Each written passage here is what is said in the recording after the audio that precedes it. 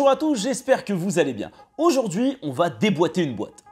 En d'autres termes, on va faire un unboxing, on va unboxer. En fait, on va simplement ouvrir cette boîte qui contient un Chromebook, et pas n'importe lequel, le Asus Chromebook Flip C434, le tant attendu de chez Asus. On va donc découvrir ce qu'il y a à l'intérieur, et je vais vous livrer aussi mes deuxièmes impressions sur ce Chromebook. C'est parti! Nous voici donc devant une boîte qui est très simpliste, très minimaliste, comme tous les Chromebooks que j'ai pu tester. Effectivement, vous êtes face à une boîte en carton avec des textes en noir, sans fioritures, il n'y a pas de couleur, il n'y a pas de relief, c'est, je dirais, assez simple et efficace. On a donc l'indication comme quoi, effectivement, il n'y a pas d'ordinateur sous Windows à l'intérieur. On a bien le logo de la marque Asus et évidemment son slogan « In search of incredible », à la recherche de l'incrédible, à la recherche de l'incroyable. On va retourner ça, oh, je l'ai bien réussi, pour ouvrir notre boîte et découvrir l'Asus Chromebook Flip C434 qui est juste devant nous. Donc c'est ce qu'on remarque en premier, avec évidemment des petits compartiments en carton qui doivent stocker évidemment les éléments classiques qu'on peut avoir autour d'un ordinateur portable. Donc je le sors, je le mets de côté, comme vous pouvez voir, il est recouvert du coup d'une sorte de housse, de petite qualité.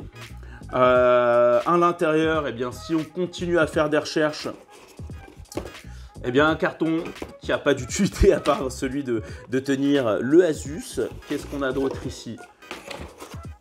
On a évidemment très probablement les notices, manuel d'utilisateur et la carte de garantie.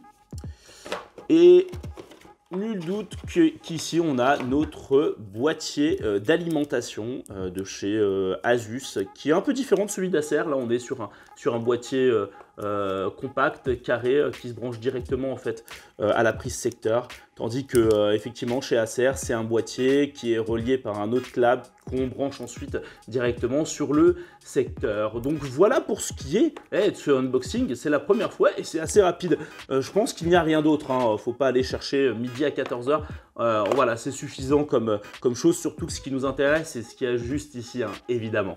Voici le Asus Chromebook Flip C434 qui, comme vous pouvez le constater, est protégé par une petite housse de petite qualité qui n'aura vraiment d'intérêt que de protéger le Chromebook contre la poussière ou bien d'éventuelles micro-rayures, d'où sa présence dans le carton. Vous pourrez la réutiliser de temps en temps, mais en soi, ça n'a pas de propriété protectrice face à d'éventuelles chutes du Chromebook. Ce que je vous conseillerais toujours, c'est d'acheter une housse sur Amazon ou sur un marketplace pour vraiment pouvoir le protéger. Ce qu'on va faire très simplement, c'est qu'on va le découvrir entre guillemets en live, voir un peu ce que ça donne. Et comme vous pouvez le constater, effectivement, on est quand même sur un Chromebook qui est très très joli, qui respire vraiment la classe. Ce qu'on remarque en premier lieu, c'est évidemment son châssis en full alu, mais qui tire vraiment sur une couleur blanche, contrairement au Acer Chromebook Spin 13 qui lui tire sur le gris, vers du gris. Là, on est quand même sur quelque chose qui va se rapprocher un peu d'un design de MacBook.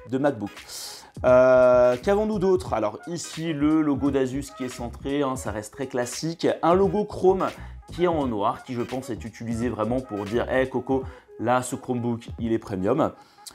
Qu'est-ce qu'on peut dire d'autre? On va faire un petit tour, je pense, rapidement sur les connectiques. Donc, on a deux ports USB de type C sur chacune des extrémités pour pouvoir vous permettre de gérer librement l'alimentation de votre Chromebook au niveau de la batterie et utiliser évidemment d'autres périphériques en type C. Je vous conseille quand même de prendre toujours un adaptateur pour avoir encore plus de ports et pouvoir utiliser de manière encore plus efficace votre Chromebook. On a quoi? Un port USB classique, on a un port jack, on a des boutons d'extinction et d'allumage et de gestion du volume.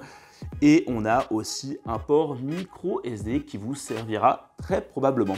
Et ce que je vous propose, c'est d'ouvrir ce Chromebook.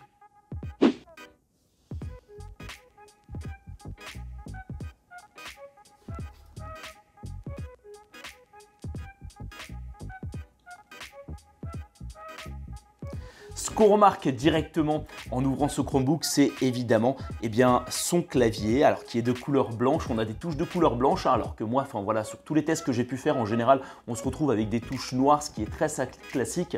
Là, vraiment, c'est sympa parce qu'on a un prolongement en fait du châssis en full alu. Derrière, à côté, on a évidemment un écran qui occupe 87% de la surface du Chromebook, qui est Nano Edge. Comme vous pouvez le voir, les bordures sont vraiment très rétrécies et pour le coup, c'est assez impressionnant lorsque vous le revoyez. Enfin, à chaque fois que vous ouvrez votre Chromebook, c'est vrai que c'est encore une fois très changeant. Je vais me loguer rapidement pour tester un peu le clavier et le touchpad en rapidos.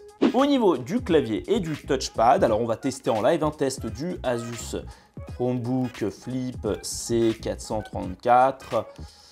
Un test réalisé sur plutôt du coup une découverte réalisée sur TechLive et Chromebook Live, hein, on peut le mettre.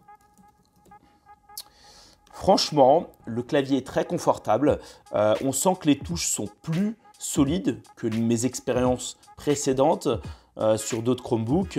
Vraiment, non, c'est très agréable.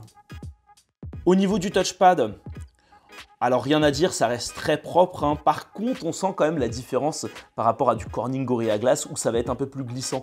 Là, bon, ça marche, hein, c'est pas un problème, mais je le trouve voilà, moins fluide qu'avec du Corning Gorilla Glass. Au niveau du tactile, alors j'ai l'impression que ça accroche un tout petit peu. Est-ce que je dois faire la même remarque que pour le touchpad parce qu'on n'est pas sur un verre Corning Gorilla Glass? À voir. Ou peut-être parce que voilà, c'est la première utilisation. En tout cas, là, j'ai l'impression que ça accroche un tout petit peu.